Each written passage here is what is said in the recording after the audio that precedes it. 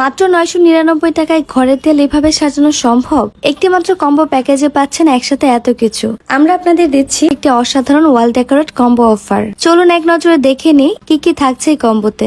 8টি কালারফুল ওয়াল বোর্ড, একটি ফেরি light battery সহ, আলাদা করে কিছু লাগাতে হবে না। একটি হোম সুইট হোম হ্যাঙ্গার, ডোর বা ওয়ালে ঝুলানোর জন্য। একটি বড় সাইজের বাবুই পাখির বাসা, এত বাস্তব আর নিখুঁত যে দূর থেকে আসল মনে হবে।